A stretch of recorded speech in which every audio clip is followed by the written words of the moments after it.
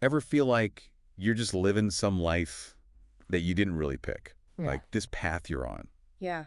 it just doesn't fit anymore. Hmm. You're not alone, trust me. Yeah. I think we've all had those moments where we just wonder, like, is this really it? Is this all there is? Right. But the really exciting thing is this. We're not actually stuck. Yeah. Like this deep dive we're doing, Yeah. it's all about unchoosing. Unchoosing. Yeah. The life choices that just aren't working for us anymore. Right. And it's not giving up. It's not about admitting defeat. It's about growth, evolution, and writing a new chapter in our lives. You hit the nail on the head.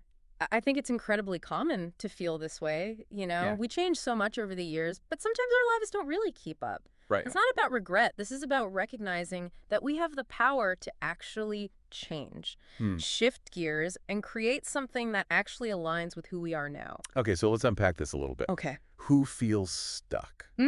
Like, is there a specific type of person that gets stuck? It's funny. It really crosses all boundaries. I've worked with people from every walk of life who feel trapped by their circumstances. Yeah. One category is those who are dealing with situations that have just become stagnant. Maybe it's a job that once felt exciting, but now just feels soul-crushing. Or maybe a relationship that's lost its spark and just become more of a habit than a source of joy, Yeah, it's like they're just on autopilot, going through the motions, but not really feeling alive. Exactly. And then you have those people who are dealing with unexpected life changes. So a sudden illness, a family crisis, a financial upheaval. Yeah. These things can derail us and make us question everything. Oh, absolutely. Like the ground shifts beneath our feet and suddenly the choices we made before just don't seem to fit anymore. It's so disorienting, like waking up in a different life. Right. And then there's this other group that I find particularly interesting. They might have it all on paper. The successful career, the loving family, the picture-perfect life, but they still feel deeply unfulfilled. Wow. Yeah. And what I've noticed is that they're often held back by what we call a fixed mindset. Okay. They have this belief that who they are and what they can do is basically set in stone. So they're trapped by their own limitations, even if those limitations are self-imposed. Yeah, it's almost like they're clinging to an old, outdated story about themselves, even though it's not really serving them anymore. Right. Like they're afraid to step outside that box and explore new possibilities. Okay. That makes a lot of sense. Now, why do you think we get stuck in the first place? What are the forces that play that keep us from breaking free? Okay. Even when we know deep down that something needs to change. There are so many factors, both internal and external. Right. One of the biggest culprits is something called the sunk cost fallacy. Have you heard of that? Oh, absolutely. It's like you've invested so much time, energy, even money into something that it feels impossible to walk away, even if it's making you totally miserable. Exactly. I had a client once. He was a brilliant surgeon. Okay. He had spent years training, building this practice, sacrificed so much to achieve his dream, right? Yeah. But deep down, he was completely burnt out and he was unhappy. Wow. He actually confessed that he'd always secretly wanted to be a musician. That's quite a dilemma. What did he do? Well, for a long time, he did nothing. He felt like he couldn't just turn his back on all the time and effort he'd invested, Right. But the more we talked, the more he realized that he wasn't just throwing away years of his life, he was sacrificing his future happiness. He was so caught up in the cost of changing that he couldn't see the cost of staying stuck. It's like pouring money into a sinking ship just because you don't want to admit that you made a mistake. Precisely. And it's not just about time and money either. We can get stuck in that sunk cost fallacy with relationships, Yeah. careers, even belief systems. Right. We cling to what's familiar, even if it's no longer good for us, because we've invested so much of ourselves into it. So how do we break free from this sunk cost trap? Hmm. It sounds pretty powerful. It is powerful. But the key here is to shift our perspective. Ugh. So instead of viewing those past investments as like losses, we need to start seeing them as lessons. Yeah. Think about it. You went to school for a certain profession and now you realize it's not for you. Right. That doesn't mean those years were wasted. Okay. You gained knowledge, skills, and experiences that you can apply to other areas of your life. It's like reframing those sunk costs as tuition for life. I love that. Yeah. It really is. And the same goes for relationships. Even if a relationship ends, it doesn't mean it was a failure. Right. You learned about yourself, about what you want and need, and hopefully you grew as a person. Yeah. And those are valuable lessons that you take with you into future relationships. Okay, so we need to reframe our thinking about past investments. Yes. What else is keeping us stuck?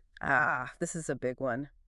The fear of judgment. Mm-hmm. We worry so much about what other people will think if we stray from the path they expect us to follow. Oh, that dreaded "what will people say." Right. That's such a powerful force. It really is. And it's understandable, you Yeah. know? We're social creatures wired for connection. Oh. The thought of disappointing others, especially those we love, Mm-hmm. can be incredibly daunting. Oh, I've totally been there. Yeah. I remember when I first decided to quit my corporate job and pursue writing as a career. My family and friends, they were supportive, but I still felt this immense pressure to prove myself, Yeah. like to show them I wasn't making a mistake. It's so relatable. It's Yeah. like we're all carrying around this invisible audience in our heads, constantly judging our every move. And the crazy thing is that audience is often made up of people who aren't even in our lives anymore. Isn't that the truth? We're holding ourselves back Yeah. based on the expectations of people we haven't seen in years, or even worse, people who don't even care. So true. Right. Okay, so how do we overcome this? Mm. How do we silence those inner critics Okay. and start living a life that's true to ourselves? It takes courage and a willingness to challenge those ingrained beliefs. Okay. Start by asking yourself, whose voice is that in my head? Mm-hmm. You know, is it really mine? Right. Or is it just some projection of someone else's expectations? That's such a good point. Right. We need to differentiate between our own authentic desires and those shoulds and oughts Yes. that we've internalized from society, Yeah. our families, or even our past selves. Exactly. And sometimes it helps to just remind ourselves that the people who truly love and care about us Right. will support us, Yeah. even if they don't quite understand our choices. They just want us to be happy, even if that happiness looks a little different than what they imagine. Exactly. And the truth is, not everyone's going to get it. Right. And that's okay. Yeah. You know, the goal is not to please everyone. It's to live a life that feels authentic and meaningful to you. Yes. It's about choosing ourselves, even if it means disappointing some people along the way. Exactly. And sometimes those disappointed people are actually projecting their own unfulfilled dreams Oh, yeah. and expectations onto us. That's such a good point. So it's not about us at all. It's about them and their own unresolved stuff. Exactly. And once we realize that, it's much easier to let go of the need for their approval Right. and just focus on what truly matters to us. So we've talked about the sunk cost fallacy, fear of judgment. What other internal factors might be holding us back? Well, there's another thing I see come up a lot. It's this attachment to an ideal self. What do you mean by that? It's this picture we create in our minds of who we think we should be, you know? Okay. It's often based on societal expectations, past aspirations, or even the desires of others. Right. And we just cling to this image, even if it doesn't align with who we are at our core. So we're holding ourselves hostage to a fantasy. In a way, yes. And the problem is, when we're so focused on this ideal self, we can lose sight of who we actually are right now, in this moment. We're constantly striving, comparing ourselves to this unattainable standard. It's like running on a treadmill, chasing after an illusion Yes. and never actually arriving. Exactly. And in the process, we miss out on all the beauty and richness of our present reality. So how do we let go of this attachment to an ideal self that might be holding us back? It takes a conscious effort Okay. to challenge those internalized beliefs. Ask yourself, where did this image of my ideal self come from? Is it really mine? Right. Does it align with my values? Yeah. Or is it just some projection of what I think I should be? It's about getting real with ourselves. Yes. Like being honest about who we are, flaws and all. You got it. And remember, letting go of that ideal self doesn't mean giving up on growth or ambition. It just means releasing the pressure to conform to some unrealistic standard. Yeah. And embracing the beauty of our authentic selves. And that's where true freedom lies, right?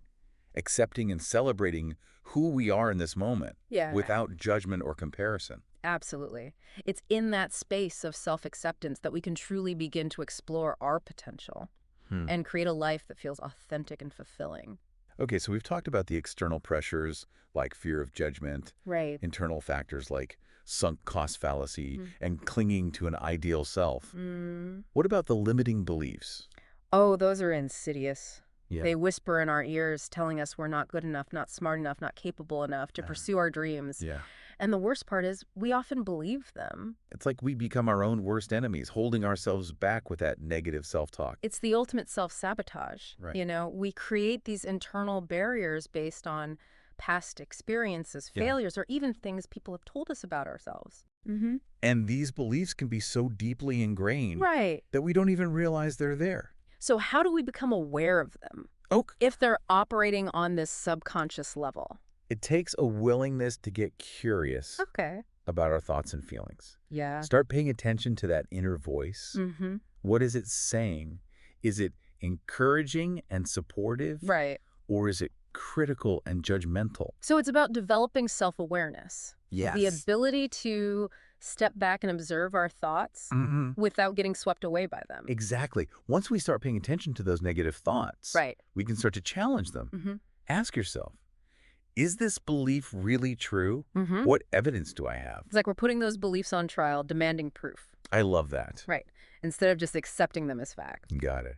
It's about becoming a detective of our own minds, questioning those negative thoughts and looking for evidence to the contrary. And I'm guessing a lot of the time we'll find that those beliefs are based on fear or insecurity or past experiences that don't reflect our current reality. You're absolutely right. And once we start to see those beliefs for what they are, just thoughts, not facts, Right. we can begin to reframe them.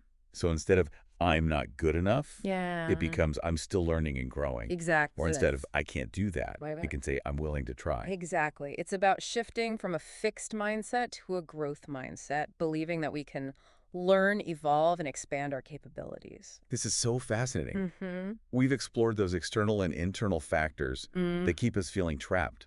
Sunk cost fallacy, Yes. fear of judgment, attachment to an ideal self, Okay. and those limiting beliefs. Yeah. But what can we actually do about it? How do we break free and create a life that feels more aligned with who we are? That's the million-dollar question, isn't it? Okay, so we've made that choice. Yeah. We're ready to break free. Okay. What's next? The first step is to reevaluate, Okay. our choices. Mm-hmm. It's about getting honest with ourselves, like Yep. what's working and what's not working, Mm-hmm. and then what we actually want our lives to look like moving forward. So taking a step back and looking at the big picture Yes. instead of getting caught up in the day-to-day. Precisely. And we need to ask ourselves those big soul-searching questions, Yeah. like what are my values? What are my passions? What brings me joy? What kind of impact do I want to have on the world? It's about getting clarity on our core desires, like what really matters to us at our core. Yes. And I think that can be really scary for some people. Oh, absolutely. It can be terrifying to confront those big questions, but it's also incredibly liberating Yeah. because once we know what we want, Right. we can start making choices that actually align with those desires. Even if it means making some big changes. Speaking of big changes, how do we actually go about making them? Like, where do we even begin? It doesn't have to be this massive, overwhelming overhaul, right? It's really about taking small steps, like manageable steps. Right. We don't have to have all the answers right away. It's more about setting an intention and then taking action, Yeah. even if it's just one tiny step at a time. So, for example, like if someone wants to change careers, Yeah. they don't necessarily have to quit their job tomorrow Right. and just jump into the unknown. Exactly. They could just start by taking a class. Yeah. Or networking, or updating their resume. Exactly. Those small steps taken consistently can lead to massive transformation. Yeah. It's like building a muscle, Right. We start with small weights, and then we gradually increase the resistance. As we get stronger. Yes. So true. Right. But I think a lot of people get stuck in that planning phase. Oh, They overthink it, they overanalyze it, yes. and they never actually take action. Analysis paralysis, it's a real thing. Yeah. And sometimes the best way to overcome it is to just start doing something, anything, Right. even if it feels imperfect or messy. So embrace the imperfection, Yes. the messiness, Yes. the uncertainty. It's all part of the process. It really is. And, something else to keep in mind is that we don't have to do this alone. Oh, absolutely. Having that support system Yes. can make all the difference. Oh, it really can. Talk to a therapist, Mm-hmm. a coach, a mentor, a trusted friend. Share your dreams, your fears, your challenges. There's so much power in vulnerability, in allowing ourselves to be seen and supported by others. You nailed it. We're social creatures. Yeah. Wired for connection. Yes. And when we try to do everything on our own, we end up feeling isolated and overwhelmed and just discouraged. Exactly. Now, I kind of want to shift gears a little bit and talk about something I find really fascinating. Okay. You know, we've talked about the practical steps for unchoosing, Right. but there's also this emotional layer, this resistance to change, even when we're unhappy. Yeah. Why do we cling to outdated paths, even when they're clearly not working for us anymore? That's a great question. Yeah. And it kind of goes back to what we were talking about earlier, the fear of the unknown. Yeah. It's human nature to crave certainty, to feel safe and secure in the familiar. But sometimes that familiarity can become like a prison, keeping us trapped in situations that are no longer serving us. You're so right. It's like we'd rather stay in a cage that we know than risk flying free. Yeah. In a world that feels unfamiliar and unpredictable. So we trade our long-term happiness for that short-term comfort. Yes. We settle for good enough instead of striving for great. It happens all the time. And it's not always a conscious choice either, right? Yeah. Sometimes it's this gradual process of settling, of compromising, of lowering our expectations until we've completely forgotten what it feels like to truly thrive. It's like we slowly dim our own light to fit into a world that's too afraid to shine brightly. That's a powerful image, and it's true. Yeah.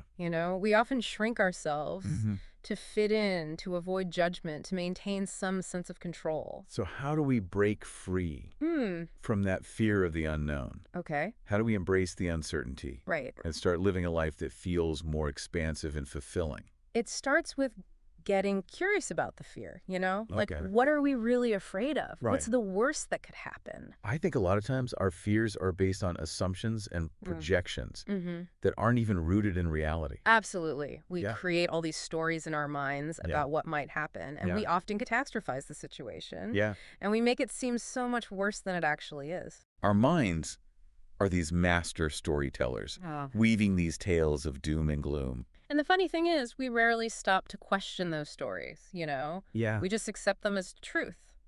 So it's about becoming aware of those stories. Yes. Challenging them. Right. Rewriting them with a more empowering narrative. You got it.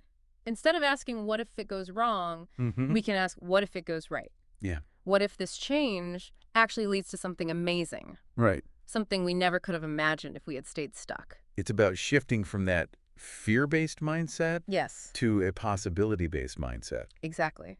And it also helps to remember we don't have to do it all at once. Right. We can take small steps outside our comfort zone, Okay. gradually expanding those boundaries as we build confidence and resilience. So building that trust in ourselves, that belief that we can handle whatever comes our way, Exactly. even if it's unfamiliar or challenging. And the more we do that, the more we realize that the unknown isn't something to be feared, Right. but something to be explored, to be embraced with curiosity and a sense of adventure. I love that perspective. Oh. Now, besides the fear of the unknown, are there other reasons why we might resist change? There's another element we haven't really touched on, and that's societal pressure. We're bombarded with these messages about what a successful life should look like, right? Okay. The career ladder, the perfect family, the material possessions. Right. It creates this fear of deviating from the expected script. It's like we're all supposed to follow this predetermined path. Yeah. And if we step off of it, we're somehow failing. That's a great way to put it. And that pressure can be incredibly insidious, because it often comes from the people we love and respect. Yeah. Our families, our friends, our mentors. It's like they're trying to protect us. Right. But in doing so, they're limiting our potential. And the crazy thing is, a lot of these societal expectations are based on outdated beliefs and values that no longer serve us. So how do we break free from that, from that societal conditioning? How do we redefine success on our own terms? It takes courage, self-awareness, and a willingness to kind of challenge the status quo, you know? Start by asking yourself, who am I actually trying to impress? Right. Whose definition of success am I living by? It's about reclaiming our power. Yes. Defining success based on our own values and aspirations, Exactly. not on the expectations of others. Yes, and that can be really hard Yeah. because it often means going against the grain. Right. You know, swimming upstream, forging our own path. It's not always easy. It's not, but it's so rewarding because when we live a life that's true to ourselves, Right. we experience this level of fulfillment and joy that we could never achieve by trying to fit into someone else's mold. It's like we finally come home to ourselves. Yes. And everything just clicks into place. And that's a beautiful thing. Okay, so we've talked about the fear of the unknown, societal pressure, and I think there's also just this allure of comfort Yes. as reasons why we might resist change. It's easier. Yeah. It's familiar. It is. Okay. Okay, so what are some... We realize that they're based on fear or insecurity or past experiences that don't even reflect our current reality. So it's about rewriting those old stories. Yes. With a more empowering narrative. Exactly. That's based on our strengths, our values, and our aspirations. You got it. Another powerful tool is visualization. Mm. Spend some time each day just imagining yourself living the life you want, you know? Okay. What does it look like? What does it feel like? Engage all your senses. So we're creating a mental blueprint for the future, like a vision board for our dreams. Precisely. And the more we focus on that vision, the Mhm. more likely we are to manifest it into reality. It's like we're sending out this signal to the universe, Yes. saying, this is what I want, and I'm ready to receive it. You got it. And finally, one of the most important things we can do is surround ourselves with supportive people, you know, connect with those who believe in us, who encourage our growth, Yeah. who challenge us to become the best versions of ourselves. Because change is hard. It is. And having that tribe of people who understand and support us, Yes. it can make all the difference. You're so right. We don't have to do this alone. We can lean on each other for strength, encouragement, and accountability. Now, I know a lot of people might be listening and thinking, okay, this sounds great, but I'm still feeling stuck. Yeah. What's the one thing I can do right now to start moving forward? That's a great question. And sometimes the simplest things are the most powerful. Okay. Here's my challenge to you. Pick one small action that you can take today Right. that will move you just a little bit closer to your goals. It could be anything, right? Anything. It doesn't have to be this grand gesture. Yeah. It could be updating your resume, reaching out to a mentor, or signing up for that class you've been putting off. You got it. The key is to take action. Right. Because action is the antidote to fear and doubt and procrastination. It's about shifting from thinking to doing. Yes. From planning to executing. Exactly. And when we take action, even if it's just one tiny step, we start to build momentum. Yeah. We create energy. We start to believe in ourselves. Right. And our ability to create the life that we want. And that's where the magic happens, right? When we start taking those small steps, Yes. we open ourselves up to a world of possibilities Exactly. that we never could have imagined if we had stayed stuck in our comfort zone. It's true. We're not meant to stay stagnant. Right. You know, we're meant to grow, to evolve, to expand. Yeah. And sometimes the only way to do that is to break free from the old, the familiar, the comfortable, Right. and embrace the unknown, the uncertain, the exhilarating adventure that is life. And I think that's the key takeaway from this entire conversation. It's not about being perfect. No. It's about being courageous enough to choose ourselves, Yes. embrace our imperfections, and keep moving forward one step at a time. Yeah, it's about embracing that journey, you know, with all of its twists and turns, and trusting that we're exactly where we're meant to be. And sometimes those twists and turns lead us to unexpected destinations Oh, yeah. that are even more amazing than anything we could have planned. Absolutely. I've seen that happen so many times, Yeah. you know. People will start out on one path thinking they know exactly where they're going, Right. and then life throws them a curveball. Yeah. And instead of resisting it, they surrender to it. And they end up somewhere even better than they could have imagined. It's like the universe has this plan for us, even when we have no idea what it is. I believe that. Yeah. I think we all have this innate wisdom, this inner compass that's guiding us, you know, Yeah. towards our highest potential. But we get so caught up in our heads, our fears and doubts, that we lose touch with that inner guidance. You do. So how do we get back in touch with it? Hmm. How do we learn to trust that voice within? It takes practice. Okay. It's about quieting the mind, tuning out the external noise, and just listening to that still, small voice within. Right. You know, the one that whispers our truth, Yeah. our desires, our deepest longings. It's like we have to declutter our minds Yes, to make space for that inner wisdom to come through. exactly. And it's not always easy. No. You know, we live in a world that's constantly bombarding us with information, Right. stimulation, distractions. Yeah. It takes a conscious effort to create space for stillness, for reflection, Right. for connection with ourselves. So it's about prioritizing those moments of solitude, Mm-hmm. those practices that help us reconnect, Hmm. whether it's meditation or journaling, Yeah. spending time in nature, Yes. or just sitting in silence for a few minutes each day. Those practices are essential. They help us slow down, to Right. tune in, Mm. and just remember who we are at our core. And I think that's the key to unchoosing, right? Yes. It's about remembering who we are, Mm-hmm. what we value, what we truly desire, Yes. and then having the courage to make choices that align with that truth. Yes. Even if it means going against the grain, deviating from the path that everyone else expects us to follow. You've hit the nail on the head. It's about choosing ourselves. Ah, Even if it means disappointing others. right. Even if it means facing our fears. Even if it yeah. means stepping into the unknown with no guarantees. Because the only guarantee in life is change, It is. right? And if we're not willing to embrace that change, to evolve and grow, Mm-hmm. then we're choosing to stay stuck. And a life lived in stagnation is a life half-lived. We owe it to ourselves to explore our potential, to pursue our passions, to Nah. create a life that makes our hearts sing. And it all starts with that first step, Yeah. that willingness to unchoose, Mm-hmm. to let go of the old, the Mhm. familiar, the comfortable, Yeah. and embrace the unknown, It's uncertain. the exciting adventure that is life. It's a journey, not a destination. Yeah. And it's a journey worth taking. Couldn't agree more. Yeah. Well, thank you so much for sharing your wisdom with us today. Oh, it's been my pleasure. It's been an incredibly enlightening conversation. I hope our listeners feel inspired Yeah. to embrace the power of unchoosing to create a life that they love. To our listeners out there, you have the power to create a life you love. Don't be afraid to unchoose anything that's holding you back. Embrace the journey, trust your intuition, and never stop exploring those possibilities that life has to offer. Until next time, keep it real, keep it unfiltered, and keep on growing.